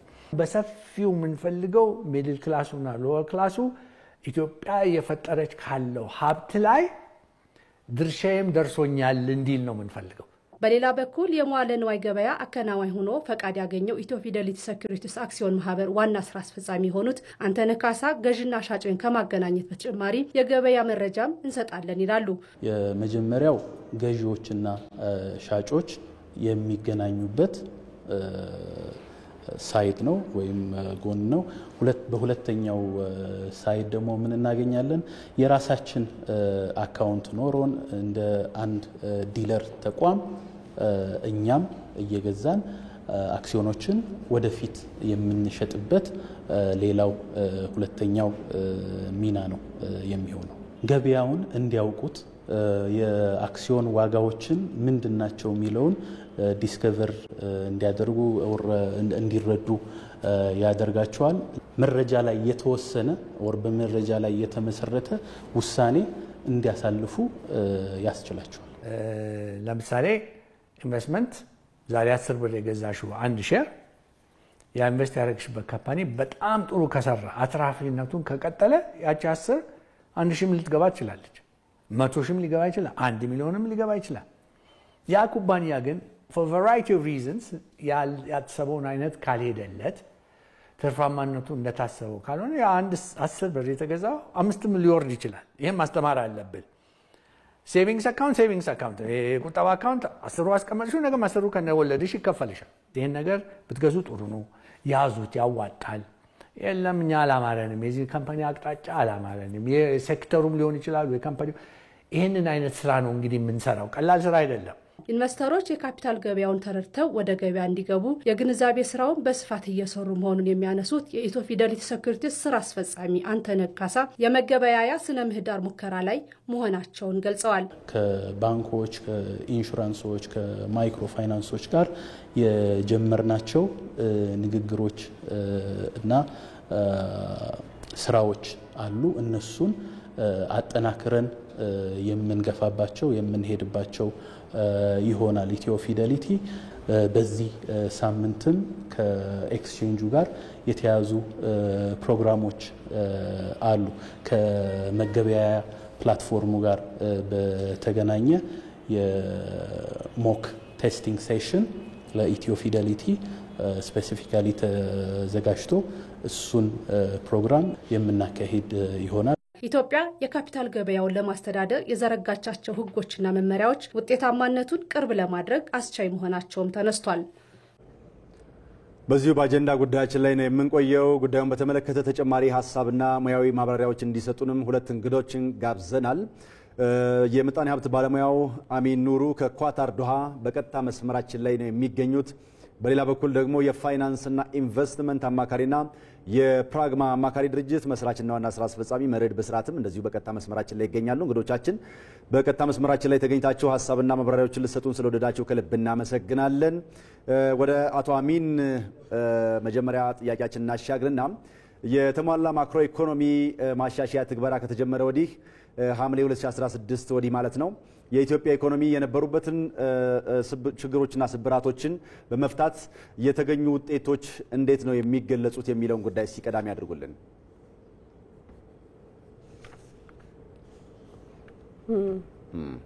በቀጥታ መስመር ላይ እንግዶቻችን ይገኛሉ። በተለይ ደግሞ ዛሬ ትኩረት የምናደርገው ከማክሮ ኢኮኖሚ ማሻሻያ ትግበራውን ተከትሎ የመጣውን የካፒታል ገበያ ጉዳይ ይሆናል። እንቀጥላለን። አሁንም ከእንግዶቻችን ጋር አቶ አሚንን ያገኘናቸው ይመስለናል። በድጋሚ አቶ አሚን በድጋሚ እንደምንቆዩ የተሟላ ማክሮ ኢኮኖሚ ማሻሻያ ትግበራው ከተጀመረ ወዲህ ያሉ ችግሮችን በመፍታት በኩል የተገኙ ውጤቶች እንዴት ይገለጻሉ የሚለውን ጉዳይ ሲቅድሚያ እናድርገው። እሺ፣ አመሰግናለሁ ጌታቸው። አሁን አግኝታችሁኛል እገምታለሁ። ያው የማክሮ ኢኮኖሚ ማሻሻያው እጅግ በጣም ሰፊና ብዙ ነገሮችን የሚያካትት ነው እና እኔ አንዱ ፓርት አሁን ከሞኔተሪ ፖሊሲ ጋር በተያያዘ ያለው ላይ አስተያየት ልስጥህ። ያው ምን ውጤቶች ተገኘ ለሚለው ላልከኝ መጀመሪያ አንድ ነገር ሲደረግ ካሉ ችግሮች ላይ ነው የሚነሳው እና የነበሩት ምንድነው የውጭ ምንዛሪ እጥረት፣ የምንዛሪ ተመን መዛባት፣ የኤክስፖርት እነዚህ ነገሮች እንደ ገፊ ምክንያት ሆኖ የማክሮ ኢኮኖሚ ማሻሻያውን ከገፉት ነገሮች መካከል ነውና የማክሮ ኢኮኖሚ ማሻሻያው ከተደረገ በኋላ እጅግ በጣም የተገኙ ለውጦች አሉና ከዚህ ውስጥም አንዱ እንደ ፕሮብሌም የጠቀስነው አሁን የባንኮቹ እንቀጥል። አሁን ደግሞ ወደ ሌሎች ዘገባዎች እናቅናና ይህንኑ ጉዳይ ወደ ተመለከተ አንድ ዘገባ እንለፍ። በ2017 የበጀት ዓመት ያለፉት 9 ወራት የኢኮኖሚው ዘርፍ አፈጻጸም አጠቃላይ ኢኮኖሚያዊ እድገቱ በታቀደው መሰረት እንዲሄድ አመላካች ስለመሆኑ ተገልጿል። በዚህ ዓመት አጠቃላይ ኢኮኖሚው በ8.4 በመቶ እንደሚያድግም ይጠበቃል። ዝርዝሩን ባየሙላት አሰናድቶታል። ኢትዮጵያ የኢኮኖሚ አቅሟን በማሳደግ የኢኮኖሚ ሉዓላዊነቷን ለመጠበቅ ማህበራዊ መደላድልም ለመፍጠር መንግስት ተገቢ ነው ያለውን የኢኮኖሚ ሪፎርም ተግባራዊ እያደረገ ነው። ባለፉት ዓመታት በተካሄደው የማክሮ ኢኮኖሚ ማሻሻያ የኢኮኖሚ ፍኖተ ካርታ በማስተካከል የሚታይ ለውጥ ማምጣቱ በተለያዩ አመላካቾች ይገለጻል። በባንኩ ዘርፍ ብቻ በተካሄዱ የማሻሻያ ስራዎች የባንኮች ተቀማጭ ገንዘብ ማደግ፣ የብድር አካታችነት፣ ጤናማ የብድር አመላለስ እንዲሁም ለግሉ ዘርፍ ትኩረት መስጠት ባንኮች ያሳዩት ለውጥ ነው። የንግድ ባንኮች በ2017 በጀት ዓመት 8 ወራት ከሰጡት 473.9 ቢሊዮን ብር ብድር ውስጥ 76.6 በመቶ የሚደርሰው ለግሉ ዘርፍ የተሰጠ መሆኑን የብልጽግና ፓርቲ ስራ አስፈጻሚ ኮሚቴ ከሚያዝያ 17 እስከ ሚያዝያ 18 ቀን 2017 ዓ.ም ባካሄደው መደበኛ ስብሰባ ማጠናቀቂያ ባወጣው መግለጫ አስታውቋል። ይህም የግሉ ዘርፍ በኢኮኖሚው ተገቢውን ሚና እንዲጫወት የተቀመጠው ፖሊሲ በተግባር እየተገለጠ ስለመሆኑ አመላካች ነው ብሏል ስራ አስፈጻሚ ኮሚቴው። በኢኮኖሚ ማሻሻያው ባለፉት ዓመታት በተደረጉ የፖሊሲና የአሰራር ማሻሻያዎች የፋይናንስ ዘርፉ ቁመና ጤናማ ሆኗልም ተብሏል። በኢኮኖሚ ማሻሻያው ከተደረጉ ለውጦች አንዱ የውጭ ምንዛሪ ተመን ገበያ መር መሆኑ ነው። በማክሮ ኢኮኖሚ ማሻሻያ መሰረት ከሐምሌ 22 ቀን 2016 ዓ.ም ጀምሮ የውጭ ምንዛሪ አስተዳደር ስርዓት በኢትዮጵያ ታሪክ ለመጀመሪያ ጊዜ የውጭ ምንዛሪ ተመን በባንኮችና በደንበኞቻቸው የሚወሰን ወይም ገበያ መር እንዲሆን ተደርጓል። ማሻሻያው የተደረገው ከዚያ በፊት የነበረው የውጭ ምንዛሬ አስተዳደር ለጥቁር ገበያ መስፋፋት፣ ለከፍተኛ የዋጋ ንረት፣ በከበሩ ማዕድናት ለሚደረግ የኮንትሮባንድ ንግድ እንዲሁም የውጭ ምንዛሬ ከባንክ ስርዓት ውጭ እንዲሆን በማድረጉ መሆኑን የኢትዮጵያ ብሔራዊ ባንክ ከዚህ ቀደም ገልጿል። የውጭ ምንዛሬ አስተዳደር ማሻሻያው ላኪዎችና ንግድ ባንኮች ያፈሩትን የውጭ ምንዛሬ ለብሔራዊ ባንክ ማስረከብ ሳይጠበቅባቸው ለራሳቸው ማስቀረትን ይፈቅዳል። የዚህ በጀት ዓመት የ9 ወራት የውጭ ምንዛሬ ክምችት እድገት ከባለፈው ዓመት ተመሳሳይ 9 ወራት ጋር ሲነጻጸር የ203.9 በመቶ እድገት አሳይቷል። በገቢውም ዘርፍ ያለፉት 9 ወራት ጠቅላላ የመንግስት ገቢ ከአምናው ተመሳሳይ ወቅት ጋር ሲነጻጸር የ134 በመቶ ብልጫ አሳይቷል። የማክሮ ኢኮኖሚ ማሻሻያው ዝቅተኛ የኑሮ ደረጃ ባላቸው ዜጎች ላይ ጫና እንዳያሳድር አስፈላጊ የሆኑና የታቀዱ የድጋፍ መርሃ ግብሮች መከናወናቸውም ተገልጿል። በዓለም አቀፍ ኢኮኖሚያዊ ሁኔታዎች ነዳጅን ጨምሮ የሸቀጦች ዋጋ መናር በዜጎች ላይ የዋጋ ንረትን ይዞ ይመጣል። የዋጋ ንረቱ የሚፈጥረውን ጫና ለማቅለልም መንግስት መሰረታዊ የሚባሉ ሸቀጦች ላይ ድጎማ እያደረገ ነው። በዚህ ዓመትም እስካሁን ለማዳበሪያ፣ ለሴፍቲኔት፣ ለነዳጅ፣ ለመድኃኒት እንደ ምግብ ዘይት ላሉ መሰረታዊ ፍጆታዎች እንዲሁም ለደመወዝ በአጠቃላይ ከ211 ቢሊዮን ብር በላይ ድጎማ መደረጉን በብልጽግና ፓርቲ ስራ አስፈጻሚ ኮሚቴ መግለጫ ተጠቅሷል። በወጪ ንግድ ዘርፍም ወደ ውጭ የሚላኩ ምርቶችን በአይነትና በብዛት በመጨመር ጥራታቸውንም በማላቅ ከውጭ ንግድ የተሻለ የውጭ ምንዛሬ ማግኘት ተችሏል። የማምረት አቅማቸው የተዳከሙ ኢንዱስትሪዎችን በመደገፍና እንከኖቻቸውን በመቅረፍ አቅማቸው እንዲጎለበት በማድረግ ምርቶቻቸውን ለውጭ ገበያ የሚያቀርቡ አዳዲስ ኢንዱስትሪዎችን በማስፋፋት የውጭ ንግድ በምርት መጠንም በገቢውም ጭማሪ እያሳየ ነው። ወደ ውጭ ገበያ የሚቀርቡ 6 ዋና ዋና ምርቶች ካለፈው ዓመት ጋር ሲነጻጸሩ ከ82 እስከ 386 በመቶ ጭማሪ አሳይተዋል። ያለፉት 9 ወራት የውጭ ንግድ አፈጻጸም ከ5 ቢሊዮን ዶላር በላይ ሲሆን ይህም ካለፈው ዓመት ጋር ሲነጻጸር የ150.3 በመቶ እድገት አምጥቷል። ኢትዮጵያ በ2017 በጀት ዓመት በአጠቃላይ ኢኮኖሚዋ 8.4 በመቶ እንዲያድግ እቅድ አስቀምጣ እየሰራች ሲሆን እስካሁን ያለው አፈጻጸም የሚያሳየው ኢኮኖሚው በታቀደው መሰረት የሚያድግ መሆኑን የብልጽግና ፓርቲ የስራ አስፈጻሚ ኮሚቴ ባወጣው መግለጫ አስታውቋል። በዚሁ በአጀንዳ ጉዳያችን ላይ ነው የምንቆየው። ከጉዳዩ ጋር በተገናኘ የምጣኔ ሀብት ባለሙያው አሚን ኑሩን በቀጥታ መስመራችን ላይ አግኝተናቸው ሀሳባቸውን ጀመር አድርገውልን ነበረ። በኔትወርክ መቆራረጥ ምክንያት ነው ያጣናቸው። አሁን ተመልሰው ገብተዋል። በሌላ በኩል ደግሞ የፋይናንስና ኢንቨስትመንት አማካሪና የፕራግማ አማካሪ ድርጅት መስራችና ዋና ስራ አስፈጻሚ መርድ በስርዓትም በቀጥታ መስመር ላይ ነው የሚገኙት። አቶ መርድ እንደምን ዋሉ? ወደ እርስዎ እንምጣና እንደው በማክሮ ኢኮኖሚ ማሻሻያው ተግባራዊ የተደረገው የካፒታል ገበያ ዘመናዊ ኢኮኖሚን ለመገንባት የሚያስገኛቸው ጠቀሜታዎች እንዴት ይገለጻሉ የሚለውን ጉዳይ እስኪ አንሱልን።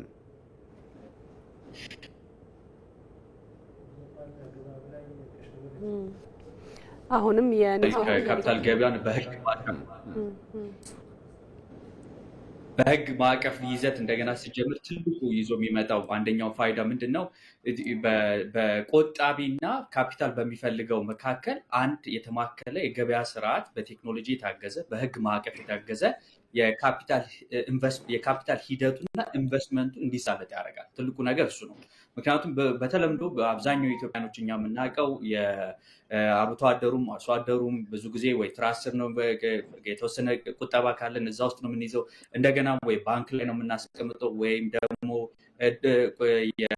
እቁብ እና መግዛት እንደዚህ የመሳሰሉት ናቸው። ሶ ኢንቨስት የምናደርግባቸውን ቁጠባችንን ይዘን ኢንቨስት የምናደርግባቸውን እንደ አንድ ግለሰብ እንደገናም ደግሞ እንደ ተቋም ብዙ አማራጮች የሉ። ይሄ ካፒታል ገበያ ደግሞ እንደገና መምጣቱ ደግሞ ትልቁ ፋይዳ ይዞ የሚመጣው ምንድነው?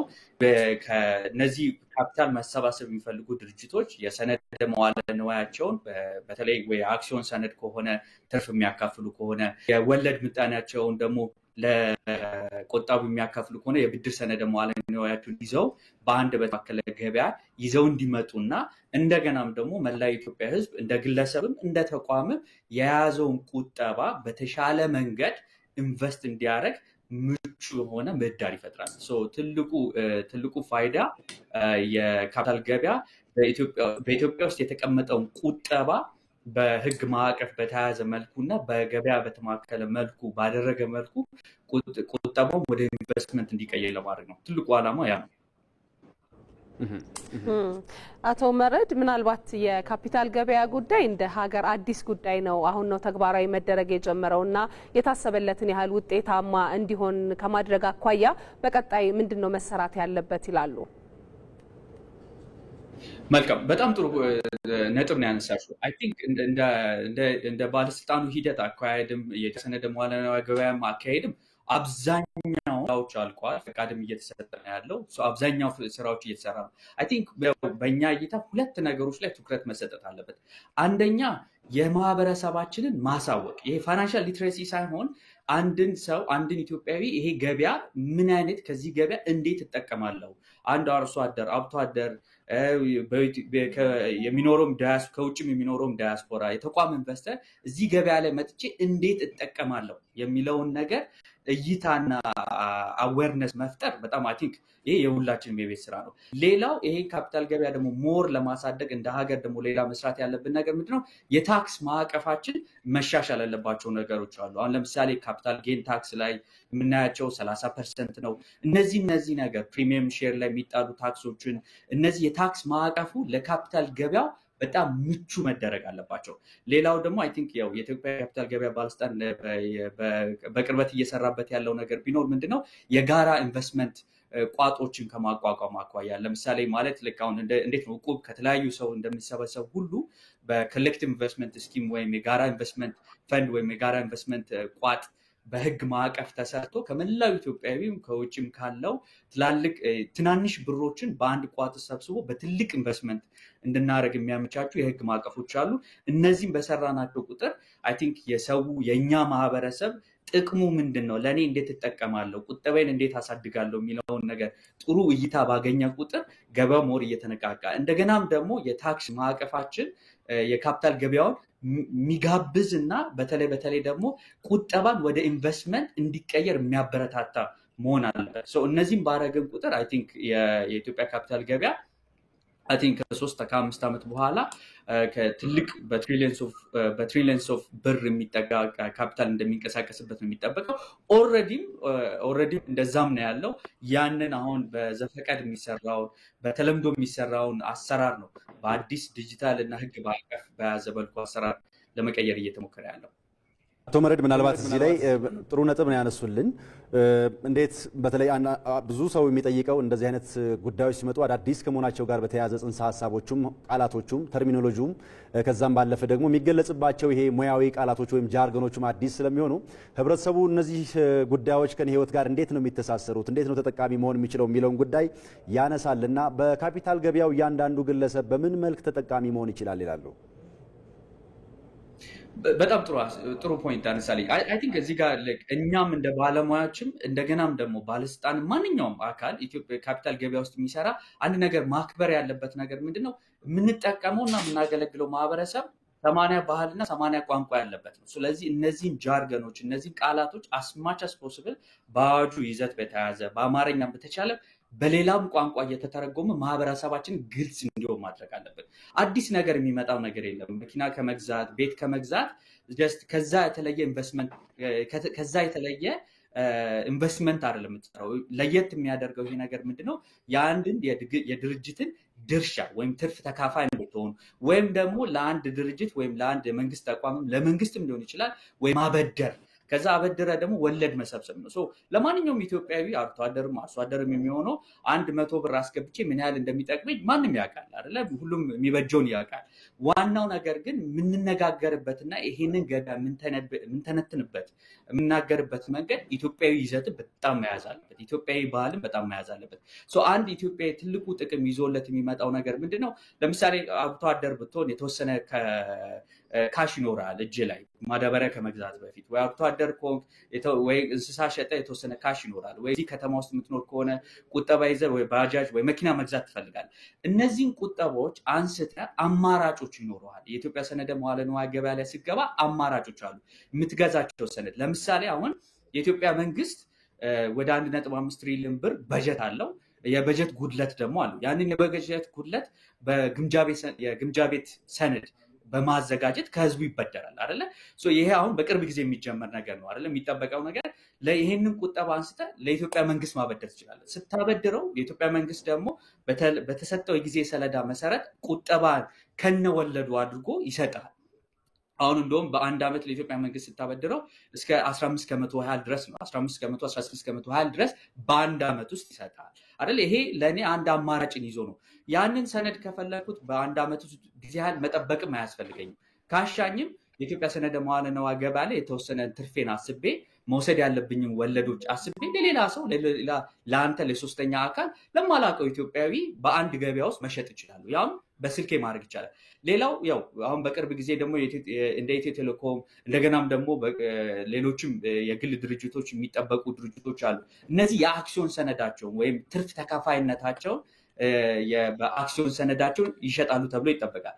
አሁን እዚህ ላይ ምንድን የምታደርገው ለአንድ ኢትዮጵያዊ ያቆጣቢ ኦኬ ብድር ማይሽ ከሆነ የብድሩን ማልፈልግ ከሆነ ረጅም ነው መቆጠብ የምፈልገው ካለ ጥሩ የሚያዋጣውን ድርጅት በማማየት ያንን የአክሲዮን ሰነድ ገዝቶ ያንን አክሲዮን ሰነድ የትርፍ ተካፋይ እንዲሆን ያደርጋል። ይሄንን አማራጮች ነው ለኢትዮጵያ እድል ይችላል። መልካም ነው። ወደ ኳታር ዶሃ ደግሞ እንመለስና በቀጥታ መስመራችን ላይ የምጣኔ ሀብት ባለሙያው አቶ አሚን ኑሩ ይገኛሉ። ቀደም ሲል ጥያቄዎችን እያነሳን ነበር። በተለይ ደግሞ የማክሮ ኢኮኖሚ ማሻሻያ ትግበራው እያመጣ ያለውን ውጤት እያነሱልን ነበር። ከሱ ጋር በተያያዘ ግን ደግሞ በተለይ ዓለም አቀፍ ደረጃ ካለው ሁኔታ አኳያ የኢትዮጵያ ኢኮኖሚ በመጪው ጊዜ እንዴት ነው ሊመራ የሚገባው ይላሉ? የእርስዎ ሀሳብ ምንድን ነው? አመሰግናለሁ ማህሌት። አሁን መስመር ላይ ነኝ መሰለኝ፣ ቅድም ተቋርጬ ነበረ። የማክሮ ኢኮኖሚ ማሻሻያው ያመጡትን ትሩፋቶችን አንስተናል እንደጠቀስናቸው። በዋናነት የነበረው የውጭ ምንዛሪ ክምችት ችግራችን ተቀርፏል ማለት የምንችልበት ሁኔታ ላይ ያለ ነው። ከዛ በተጨማሪ ኢቭን የመደራደር አቅማችንን ጨምሮ ይህ ነገር ኢትዮጵያ አሁን በቅርቡ እንደሰማነው ወደ 8.5 ቢሊዮን ብር የሚሆን የዕዳ ሽግሽግ አግኝታለች። ያ ማለት ምን ማለት ነው? ለሚቀጥሉት 3 ዓመታት እስከ 2025 ድረስ እስከ 2028 ድረስ 2.5 ቢሊዮን ዶላሩ የምትከፍልበት ጊዜ ተሸጋሽጎላታል ማለት ነው። ስለዚህ በየአመቱ ቢያንስ ከ600-700 ሚሊዮን የሚሆን ሪዘርቭ ናሽናል ባንክ ያገኛል ማለት ነው። ይሄ እጅግ በጣም ትልቅ ትርጉም ያለው ነገር ነው እና የገበያውን ከማረጋጋት አንጻር በጣም ዘርፈ ብዙ ነገሮች አሉት። ስለዚህ አሁን አንዱ መደረግ አለበት ብዬ ከማስበው ነገር አንዱ ይህ ነገር ካበረታታው ሴክተር አንዱ የኤክስፖርት ሴክተሩ ነው። ኤክስፖርት ሴክተሩ ምንጊዜም የውጭ ምንዛሪ በገበያ ከተተመነ በኋላ እጅግ በጣም እመርታ ያመጣ ሴክተር ነው። ለምሳሌ ቡናን ራሱ ካየነው ባለፉት 9 ወራት ብቻ ወደ 1 ቢሊዮን ዶላር ነው ኤክስፖርት ያደረግነው። ይህ ካለፈው ጊዜ ጋር ሲነጻጸር እጅግ በጣም ከፍተኛ ነው። ወርቅን ብቻ ያየ እንደሆነ ወርቅም እንደዚሁ ነው። የሶስቱ ሩብ ዓመት ሪፖርት ላይ እንደተጠቀሰው ወደ 1.5 ቢሊዮን ብር ነው። አምና በተመሳሳይ ወቅት ይህ ኤክስፖርት የተደረገው ወደ 300 ሚሊዮን ዶላር ነበር። ይህ ማለት ወደ 735 ተጨማሪ ያሳይ ነገሮች የማክሮ ኢኮኖሚ ማሻሻያው ያመጡት ነገር ናቸው እና ስለዚህ አሁን ኤክስፖርቱን የበለጠ ለመጠቀም መንግስትም ሌላውን ማህበረሰብ ማድረግ ያለበት ነገር ኤክስፖርቱ ላይ መረባረብ ያስፈልጋል። የጉድሶች የእቃዎች ኤክስፖርት ብቻ ሳይሆን አሁን ዓለም ባለው ትሬንድ የሰርቪስ ኤክስፖርት አንድ ለምሳሌ ኢትዮጵያ ውስጥ ያለ ሰው ትምህርቱን የጨረሰ ሰው ቴክኖሎጂው አቅሙ ችሎታው ያለ ሰው ሰርቪሱን እዛ ሆኖ ሰርቪስ የሚያደርግባቸው ፕላትፎርሞች አሉ። ስለዚህ ለዜጎቻችንም ተጠቃሚ እንዲሆኑበት መንግስት የአይቲ ኢንፍራስትራክቸር አነስተኛ ብድሮችን ይሄ የክፍያ ስርዓቶችን በማሻሻል የውጭ ምንዛሪው የበለጠ ተጠቃሚ መሆን እንችላለን ብዬ ገምታለሁ። ምናልባት አቶ አሚን እዚህ ላይ ያይዘው በማክሮ ኢኮኖሚ ማሻሻያው የግሉን ዘርፍ ተሳትፎ ለማሳደግ ትኩረት ተሰጥቷል እና ውጤታማ እንዲሆን ከግሉ ዘርፍም ይሁን ከመንግስት ምን ይጠበቃል ይላሉ ባጭሩ? በጣም አመሰግናለሁ። ያው ከግሉ ዘርፍ በዋና የሚጠበቀው ምንድነው? አሁን አንጻራዊ ጥቅም ያለን ኤክስፖርት ላይ ነው። ከማክሮ ኢኮኖሚ ማሻሻያውን በተጨማሪ አሁን በቅርብ ጊዜ ሰምታችሁ ከሆነ ከአሜሪካ ታሪፍ ጋር በተያያዘ የተለያዩ ሀገሮች የተለያየ የታሪፍ መጠን ነው የተጫነባቸው እና ከ10 እስከ 45% አካባቢ የሚደርስ ነው የቻይናን ወደ ቡና ማለት ነው። አሁን በዚህ ምን እድል ተፈጥሮልናል? ኤክስፖርቱ ተበራርታቷል። ኢኮኖሚው አነስ የታክስ መጠን ያለ ስለሆነ እኛ አንጻራዊ ጥቅም ወይም ኮምፓራቲቭ አድቫንቴጅ ያለን ሸቀጦች አሉ። ለምሳሌ ያህል እንደ ጨርቃ ጨርቅ እነዚህ የተለያዩ ነገሮች። ስለዚህ ተወዳዳሪነታችንን ያ ስለጨመረልን በዛ ላይ መንግስት ከፍተኛ የሆነ ማበረታቻ መስጠት አለበት። ምክንያቱም የኤክስፖርቱ ገበያ አቬለብል ነው። አንድ በዛ አንግል ነው። በተጠቃሚና በሰው ዘንድ ደግሞ ሞር ከዓለም ጋር ተቀላቅሎ ሰርቪሳችንን ኤክስፖርት ለማድረግ በሞከር የተማረ የሰው ኃይል አለን። ምክንያቱም በአሁኑ ጊዜ ኢኮኖሚው ወደ አውትሶርሲንግ ነው ዲራይቭ እያደረገ ያለው። ስለዚህ እነዚህ ሰዎች ተጠቅመው በሀገራቸው ላይ ሆኖ መንግስት የተለያየ ነገር ካመቻቸላቸው የውጭ ምንዛሪ ምንጭ መሆን የሚችሉበት እድል በጣም ከፍተኛ ነው። እጅግ በጣም ነው የምናመሰግነው እንግዶቻችን የምጣኔ ሀብት ባለሙያው አሚን ኑሩ ከኳታር ዶሃ፣ እንዲሁም ደግሞ የፋይናንስና ኢንቨስትመንት አማካሪና የፕራግማ አማካሪ ድርጅት መስራችና ዋና ስራ አስፈጻሚ መረድ ብስራት በቀጥታ መስመር ለሰጣችሁን ማብራሪያ ለጊዜያችሁ እናመሰግናለን። ጥሩ ጊዜ ይሆንላችሁ።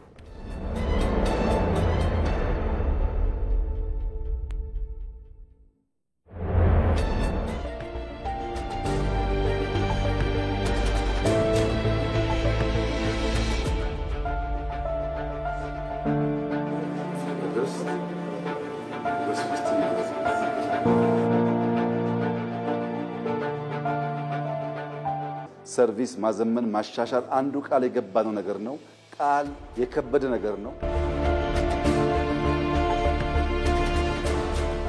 በቅርቡ የካሳንቺስ ኮሪደር አስመርቀናል። መሶብ ከዚያ በብዙ እጥፍ የሚታይ ፋይዳ ያለው ስራ ነው። በብዙ ደስታ በብዙ ሐሴት መሶብ መጀመሩን ለመላው ኢትዮጵያ ሕዝብ ስገልጥ በታላቅ ደስታና ኩራት ነው።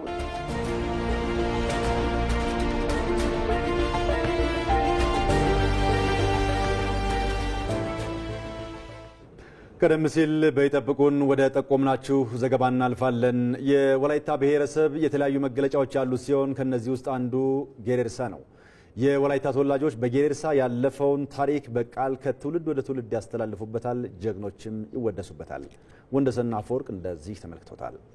ላዱሬቱ ማቲዮ ጋናቶ ወላይታቶ ዱሬቱ ማቲዮ ጋናቶ ወላይታቶ ቆይዲ ጎቢያ ጋናቶ ቆይ ጎታሪያ ጋናቶ ወመና ጋናው ወሰና ጋናው መተና ጋናው። ይህ የወላይታ ብሔር መገለጫዎች ከሆኑት መካከል አንዱ የሆነው ጌሬርሳ ነው።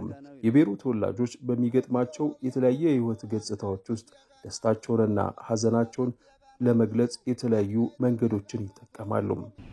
ፉከራ ጋይሮ ይባላል። እሱ ለየት ይላል። እሱ ጦር ሜዳ ላይ ወር ደግሞ በለቅሶ ስርዓቶች ላይ አልፎ አልፎ ጋይሮ አለ ነበር እና ገሬሳ ሽላላ ከሚለው ጋር የሚቀራረብ እንትን አለው። ረዘም ያለ ነው። በሀዘን ስርዓት ላይ ደግሞ ያለ ዝላሳ የሚባለው አለ ከገሬሳ ጋር ተመሳሳይ የሆነ እሱ ሀዘን ላይ ነው። ዝላሳ አጠር ተደርጎ ነው የሚቀርበው። ገሬሳ ደግሞ ረዘም ብሎ ነው ዜማው። ሪትሙም እንደዚህ ረዘም ያለ ነው።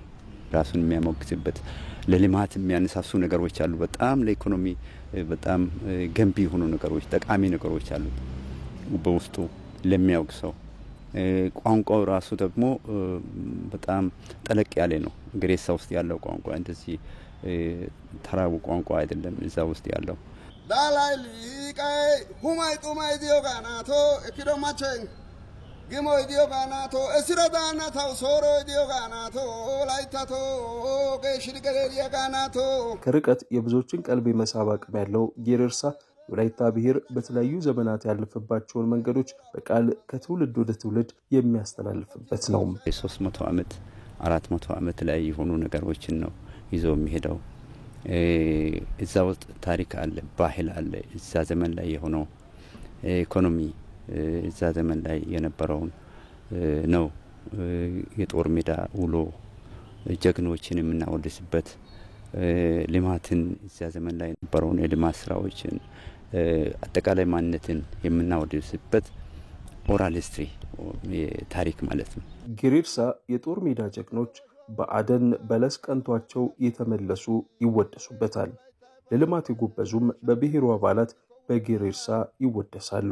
ሻንካይ ሻፊያ የሚዮጋናው ሻንካይ ሻፊያ የሚዮጋናቶ ሻንካይ ሻፊያ የሚዮጋናቶ ሻምፓይ ሻፊያ የሚዮጋናቶ ሹምቡሎ ጉዳሬ ኩመቲና ባቡላ ጊዮ ሶኪያ ጎዳ ባቡሎ ሹምቡሎ ባፋ ሻንካን ወሪዲ ገሬሪያ ጋናቶ ላይታ ወንቶ ካውዲን ውሬና ሻንካ ቀዳዋይ ሻ ዮዲን ካወንቶ ወንቲ ፈን ካወይዱ ገለሳንካ ውሬና ሻንካ ባይ ወላይታኒ መቶ ባጋሲ ወጣ እንግዲው ወላይታ አደን ማደን ነው። አደን እነን እጃለው ጀን ገል ያለው አውሬ ማገደል እንግዲው በዛም እዛ ሰዓት አውሬ ማገደል አሁን ዲግሪ ዲፕሎማ እንደጨበጠ ነው። ወመና ጋናው ወሰና ጋናው መተና ጋናው ማለና ጋናው ማጥነፕ አረባ ካረፕ ከና ጋናው ይላሉ። ይሄ አምራችነትን ነው የሚያሳየው እና ምንድነው ድሎትን፣ ምቾትን፣ ሰርቶ ማደርን ምንድነው ማጥነፕ አረባ ካረፕ ከና ጋናው ማለት ጫው ብቻ ከውጪ ግድ ነው እንግዲህ ጫው ካፋር ነው አይደለም መጣው። ስለዚህ ሁሉም ነገር ከጓሮ ነው፣ ሁሉም ነገር ከጓዳ ነው፣ ከቤት ነው የሚለውን ሐሳብ ነው የሚገልጸው ማለት ነው። ቤተሰብ ውስጥ ተቸገረ ሰው ለልመና እንዲ እንትን ያለ ሰው ካለ ቤተ ዘመድ ጎረቤት ደጋግፎ ያነሱታል እንጂ ለልመና እንዳይወጣ ይከላከሉታል፣ ይደረጋል። ልመና ነውር ነው ወላይታ ውስጥ። ሾቀ ገሬሳ ይባላል። እርሻ ሲሰራ በሬሳ ያርዱ የሚሸለሉት ቦሮ ጎዶ ያሉ ጎሻን ጎቢያ ጋናቶ ላይታቶ ጎሻን ጎቢያ ጋናቶ ዋጢን ጎየ ጋናቶ ጎሻን ጎቢያ ጋናቶ ዋታን ጣጊያ ጋናቶ ጎይዲ ጎተሪያ ጋናቶ ትሪ ኦሎሊያ ጋናቶ ኡድሪ ዳናቲያ ጋናቶ ማለት ጎሻ ማለት በእርሻ በማረስ የሚጎብዝ ማለት ነው።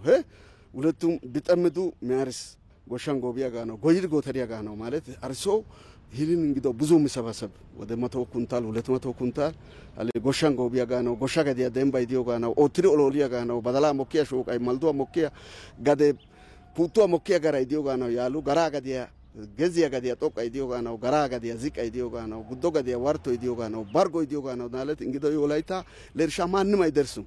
ጌሬርሳ ትናንትናቸውን ከትውልድ ወደ ትውልድ እየተረኩ የሚያኖሩበት ነው። የቢሮ አባላት ትልቅ ቦታ ይሰጡታል። ገሬሪያ ጋናቶ ላይታ ወንቶ ካውዲን ውሬና ሻንካ ቀዳዋይ ሻ ዮዲን ካወንቶ ወንቲ ፈን ካወይዱ ገለሳንካ ውሬና የሩሲያው ፕሬዝዳንት ቭላዲሚር ፑቲን የ3 ቀናት የተኩስ አቁም አወጁ። ፑቲን የሩሲያን የ80ኛ ዓመት የድል በዓል በማስመልከት የ3 ቀናት የተናጥል የተኩስ አቁም ማወጃቸው ተሰምቷል። ፕሬዝዳንቱ የዩክሬን መንግስትም ተመሳሳይ እርምጃ እንዲወስድ ጥሪ አቅርበዋል። ዩክሬን ተኩስ አቁሙን የምትጥስ ከሆነ ግን የሩሲያ ጦር ኃይሎች በቂና ተገቢ ምላሽ እንደሚሰጡ ፑቲን አስጠንቅቀዋል። ከክሬምሊን የወጣው መረጃ እንደሚያመለክተው የተኩስ አቁሙ የሚደረገው የሰብአዊ ስራዎችን ለማገዝና ሩሲያ በናዚ ጀርመን ላይ የተቀዳጀችውን ድል 80ኛ ዓመት መታሰቢያ ምክንያት በማድረግ ስለመሆኑ የዘገቡት አልጀዚራና ሲኤንኤን ናቸው። በሌላ ዜና በኢራን ሻሂድ ራጃኢ በተባለ ወደብ ላይ በተከሰተው ፍንዳታ የሟቾች ቁጥር 65 ደረሰ። ቅዳሜ ጠዋት በኢራን ትልቁ ወደብ ላይ በደረሰው በዚህ ፍንዳታ ከ1200 በላይ ሰዎች ከባድና ቀላል ጉዳትም ደርሶባቸዋል። ፍንዳታው የደረሰው በባንዳር አባስ ከተማ አቅራቢያ በሚገኘው ሻሂድ ራጃኢ በተባለው የአገሪቱ ግዙፍ የንግድ ወደብ ላይ ነው። በአካባቢው የሚገኙ ህንፃዎችና ተሽከርካሪዎችንም ያወደመው በኢራን ግዙፍ የውጭ ንግድ ኮንቴነሮች ማከማቻ ወደብ ላይ የደረሰው የእሳት አደጋ ተጎጂዎችን አምቡላንሶችን በአካባቢው ወደሚገኙ ሆስፒታሎች በማድረስ ላይ ተጠምደዋል ነው የተባለው። ፍንዳታው የተከሰተው ለኢራን ባሊስቲክ ሚሳይሎች ጥቅም ላይ እንዲውሉ የታሰበው የሶዲየም ሮኬት ነዳጅ ወይም ሶዲየም ፐርክሎሬት ኬሚካል በጥንቃቄ ባለመጫኑ ሳቢያ እንደሆነም ተገልጿል። እስካሁን በፍንዳታው የደረሰውን ጉዳት ሙሉ በሙሉ ለመቆጣጠር እንዳልተቻለ የዊዎን ዘገባም ያመለክታል። በመጨረሻም የስፖርት ዜና በአውሮፓ ቻምፒየንስ ሊግ ግማሽ ፍጻሜ መጀመሪያ ጨዋታ ዛሬ ምሽት አርሰናል ከፒኤስጂ የሚገናኙበት ጨዋታ ይጠበቃል። የአርሰናሉ አሰልጣኝ ሚካኤል አርቴታ ታሪክ መስራታችንን እንቀጥላለን ብለዋል። አንተነህ ሲሳይ ሁለት ስፔናውያን አሰልጣኞች ሁለት በአውሮፓ ቻምፒየንስ ሊግ ለፍጻሜ ከመድረስ ባለፈ ዋንጫውን አግኝተው የማያውቁ ቡድኖች በመንገዳቸው ያገኟቸውን እንደ ሪያል ማድሪድና ሊቨርፑል አይነት ጠንካራ ቡድኖችን አሸንፈው በመድረኩ ወሳኝ ምዕራፍ ላይ የሚገኙት አርሰናልና ፓሪስ ሰን ዠርሜን የሚገናኙበት ጨዋታ ነው። ብዙዎች በቀጥታ ለማለፍ በተንገዳገዱበት አዲሱ የአውሮፓ ቻምፒየንስ ሊግ የጨዋታ ቅርጽ በቀጥታ ጥሎ ማለፉን የተቀላቀለው አርሰናልና ባለፉት ጥቂት ዓመታት ረብጣ ገንዘቡን አውጥቶ በሰበሰባቸው ከዋክብት ብዙ ግምት ቢያገኝም ከሀገር ውስጥ ውድድሮች ባለፈ በአህጉር አቀፍ መድረክ መንገስ ከከበደው ፓሪስ ሰን ዠርሜን የሚደረግ ብርቱ ትግል በአውሮፓ ቻምፒየንስ ሊግ ከ15 ዓመታት በኋላ ለመጀመሪያ ጊዜ ግማሽ ፍጻሜ የደረሱት መድፈኞቹ ምንም እንኳን ዝቅተኛ ግምት ያገኙበትን የሩብ ፍጻሜ ጨዋታ በአሳማኝ ብቃት አሸንፈው ቢመጡም ለፍጻሜ ለመድረስ በሉዊስ ኤንሪኬ በአጭር ጊዜ ከተገነባው ፓሪስ ሰን ዠርሜን ከባድ ፈተና ይጠብቃቸዋል። ምን ያክል ጠንካራ እንደሆኑ እንረዳለን። በግላቸውም በቡድንም ግን እኛ ጋር ያለው ተመሳሳይ ነው። በዚህ ደረጃ ያሉ ቡድኖች በመካከላቸው ሰፊ ልዩነት ሊኖር አይችልም። ዋናው ጨዋታውን የምንረዳበትና የአእምሮ ጉዳይ ነው። ለሶስተኛ ተከታታይ ዓመት በፕሪሚየር ሊጉ ሁለተኛ ደረጃን አግኝቶ ለማጠናቀቅ የተቃረበው ሚካኤል አርቴታም ዓመቱን ካለ ዋንጫ ላለማጠናቀቅ በሚያደርገው ጉዞ የገነባው የተከላካይ ክፍል ትልቅ ዋስትና የሚሰጠው ይመስላል። በመድረኩ ከኢንተር ሚላን በመቀጠል ጠንካራ ተከላካይ እንዳለው ያሳዩ አርሰናል በ12 ጨዋታዎች 7 ግቦች ብቻ ተቆጥረውበታል። በተቃራኒው ጥያቄ የሚነሳበት የፓሪስ ሰን ዠርሜን የተከላካይ ክፍል በ14 ጨዋታዎች 14 ግቦችን አስተናግዷል።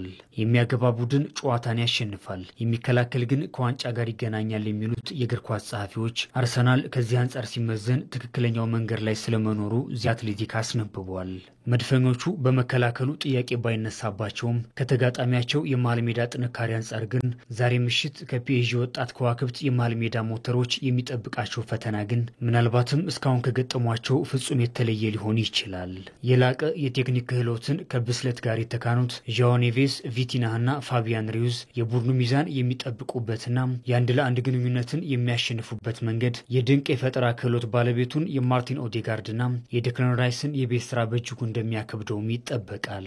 በዚህ ላይ የቶማስ ፓርቴ በቅጣት አለመኖር ደግሞ ሚካኤል አርቴታ ሌላ መውጫ ቀዳዳ እንዲያዘጋጅ የሚያስገድደው ይሆናል። የዛሬዎቹ የአውሮፓ ቻምፒየንስ ሊግ የግማሽ ፍጻሜ የመጀመሪያ ጨዋታ ተፋላሚዎች በእስካሁኖቹ ጉዟቸው 30 ግቦችን አስቆጥረዋል። የሁለቱም ቡድኖች የማጥቃት እንቅስቃሴ አማራጭ የሚመነጨው ከመስመር ላይ መሆኑ ደግሞ ምናልባትም እንዲህ አይነት ወሳኝ ፍልሚያዎችን ለማሸነፍና ተገማሽ ላለመሆን ሁለቱም ታክቲሽያኖች የተጫዋችም ያጨዋትም ለውጥ ሊያደርጉ ይችላሉ አስብሏቸዋል።